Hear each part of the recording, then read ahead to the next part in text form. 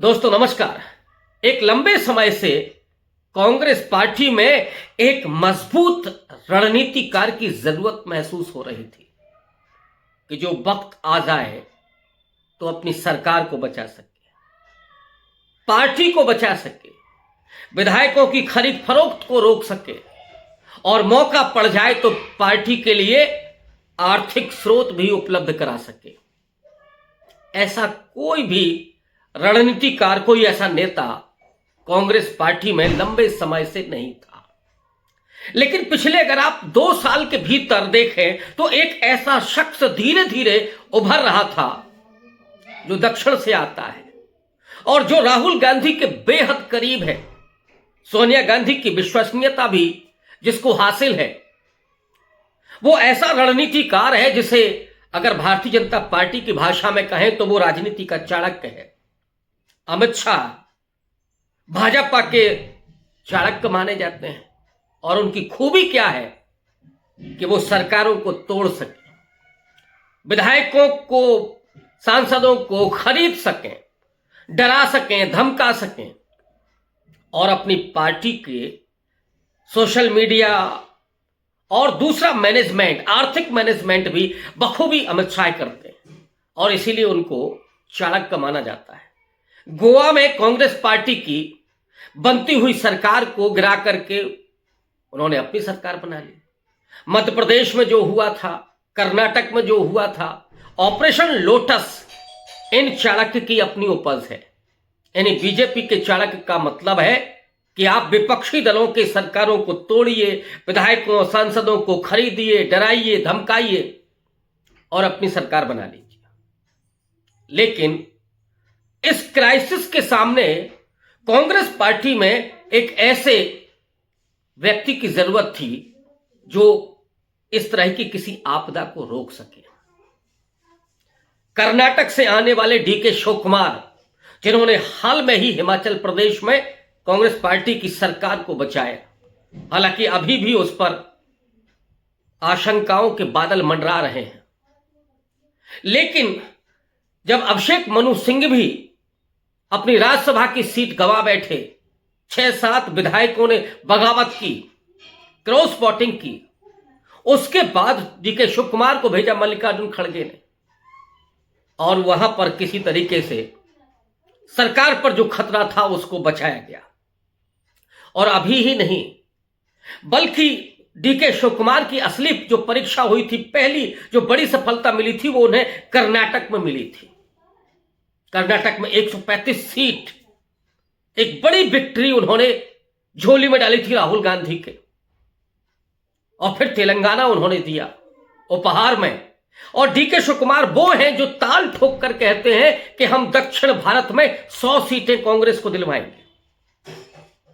ये डीके शिवकुमार 100 सीटें, ऐसे 129 सीटें हैं दक्षिण भारत में। तमिलनाडु की 39, कर्नाटक की 28, आंध्र प्रदेश की 25, केरल की 20, तेलंगाना की 17 है। कुल मिलाकर के 129 सीटें।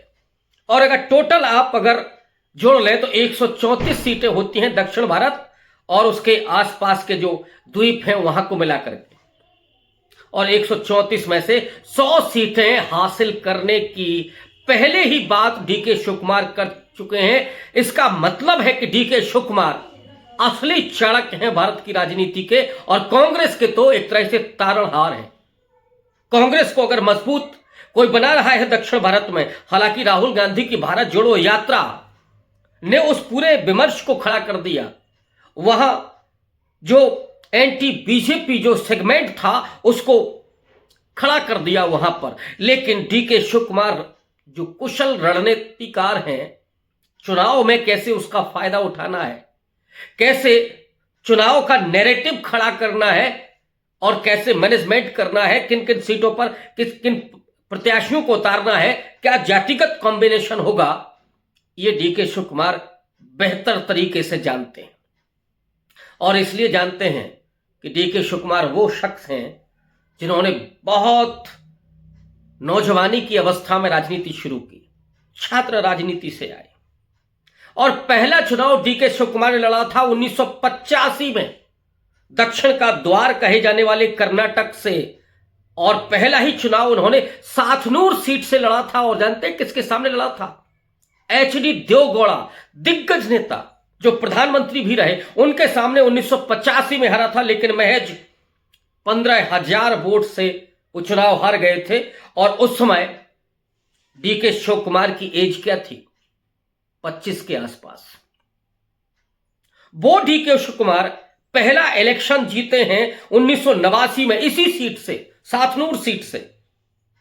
और सबसे कम उम्र के मंत्री भी बनते हैं। 27 साल की उम्र में एस बंगरप्पा सरकार में वो मंत्री बनाए जाते हैं। और फिर डीके शिव कुमार ने कभी पीछे मुड़ करके नहीं देखा। आज वो कर्नाटक की सरकार में डिप्टी सीएम है। लेकिन डिप्टी सीएम से ज्यादा उनकी भूमिका क्राइसिस मैनेजमेंट की है, कांग्रेस पार्टी को मजबूती से खड़ा करने की है। और जो आने वाला लोकसभा चुनाव है उसमें उनकी कितनी बड़ी भूमिका होने जा रही है।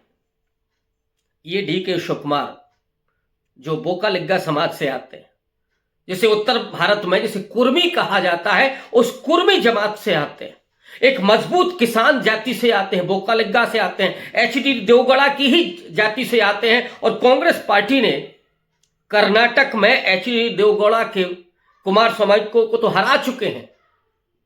एचडी कुमार स्वामी के उस पार्टी के सामने अपने एक दिग्गज बोकालिग्गा नेता को खड़ा किया और वो है डीके शिव कुमार। लेकिन डीके शिव कुमार सिर्फ एक नेता नहीं, एक बड़े रणनीतिकार के रूप में सामने आ रहे हैं। और सच्चाई ये है कि जो भाजपा के चाणक्य कहे जाते हैं, अगर वो किसी से डरते हैं तो उसका नाम डीके शिव कुमार है। क्योंकि मैं आपको याद दिला दूं, 2019 के पहले का गुजरात का वो राज्यसभा का इलेक्शन जिसमें अहमद पटेल की सीट फंस गई थी, अमित शाह ने पूरी कोशिश कर ली थी कि हम अहमद पटेल को नहीं जीतने देना है। और तब कांग्रेस पार्टी ने डीके शिव कुमार को भेजा था। और डीके शिव कुमार ने जितनी बारीकी से, जितनी रणनीति के साथ वहां पर जो अपनी रणनीति बनाई थी, उसका नतीजा यह हुआ कि अहमद पटेल चुनाव जीते। वहीं से खुन्नस थी अमित शाह को। और उसी साल 2019 में मनी लॉन्ड्रिंग के केस में डीके शिव कुमार को जेल भेजा गया। अमित शाह गृह मंत्री भारत सरकार के, मोदी सरकार के, डीके शिव कुमार को जेल भेजा गया। लेकिन जमानत के बाद जब वो डीके शिव कुमार बाहर निकल करके आते हैं, तो डीके शिव कुमार ने वो प्रतिज्ञा की कि कांग्रेस पार्टी को इतना मजबूती के साथ खड़ा करना है, राहुल गांधी के हाथों को इतना मजबूत करना है, सोनिया गांधी के कंधों को इतना मजबूत करना है कि इस देश की राजनीति को उलट पुलट कर देना है। और यही वजह है कि आज डीके शिव कुमार कांग्रेस पार्टी के सबसे बड़े संकट मोचक के रूप में सामने आ रहे हैं। और डीके शिव कुमार की भूमिका क्यों नहीं केंद्रीय नेतृत्व के रूप में होनी चाहिए? क्या डीके शिव कुमार जो राहुल गांधी के बेहद नजदीकी हैं, उनके बहुत विश्वसनीय भी हैं, क्या उनकी भूमिका संगठन में और ज्यादा नहीं बड़ी होनी चाहिए? केवल क्राइसिस मैनेजमेंट के लिए नहीं, बल्कि उन्हें संगठन की जो समझ है उसका इस्तेमाल भी कांग्रेस पार्टी को करना चाहिए। और अगर डीके शिव कुमार जैसे नेताओं को यह मौका मिलता है तो निश्चित रूप से वो कांग्रेस पार्टी के संकट मोचक के रूप में ही नहीं, कांग्रेस पार्टी को फिर से खड़े करने के रूप में, और दक्षिण भारत में तो उन्होंने एक तरह से खड़ी कर दी है। अमित शाह को वहां पटकनी दे दी है, दक्षिण के दरवाजे बंद कर दिए डीके शिव कुमार ने। कर्नाटक में जहां सरकार थी वहां सरकार उखाड़ फेंकी। तेलंगाना जहां सरकार की उम्मीद लगाए बैठे थे नरेंद्र मोदी, वो सारी उम्मीदें खत्म कर दी। और यहां तक कि वाईएसआर रेड्डी को हरा दिया, केसीआर को वहां पर हरा दिया।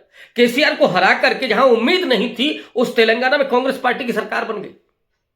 तेलंगाना में जो 4 लोकसभा की सीटें बीजेपी के पास है, वो इस बार 4 की 2 रह जाएंगी। ये परिस्थितियां वहां की बता रही हैं। और डीके शिव कुमार अगर खेल कर गए तो हो सकता है कि खाता भी ना खोले बीजेपी का तेलंगाना में। जो कर्नाटक में 28 में से 26 सीटें लेके आई थी बीजेपी, इस बार हालात ये हैं कि वो दहाई के अंक में नहीं पहुंच रही है। क्योंकि उस प्रदेश में वो डीके शिव कुमार मौजूद है, वो दिग्गज रणनीतिकार मौजूद है जो असली चाणक्य है भारत की राजनीति का। वो नकली चाणक्य नहीं कि जिसको सरकारें तोड़ना आता हो, विधायकों सांसदों को खरीदना, डराना, धमकाना आता हो, वो नहीं है। क्राइसिस मैनेजमेंट करना जिसको आता है, जो कांग्रेस पार्टी को साउथ में 100 सीटें देने का वादा कर रहा है और प्रण किया है ये डीके शिव कुमार ने कि हम कांग्रेस पार्टी को दक्षिण में तो खराब कर देंगे। क्या डीके शिव कुमार की भूमिका उत्तर भारत में नहीं होनी चाहिए, जहां पे बेहद कमजोर है कांग्रेस पार्टी, वहां पे भी डीके शिव कुमार जैसे रणनीतिकार की जरूरत है। और अगर राहुल गांधी इस बात को समझ करके उनकी भूमिका को बढ़ाते हैं तो असली और नकली चाणक्य का परीक्षा होगी। पता चलेगा अमित शाह को कि अब किस चाणक्य से पाला पड़ा है। देखिए आगे होता है क्या। शुक्रिया।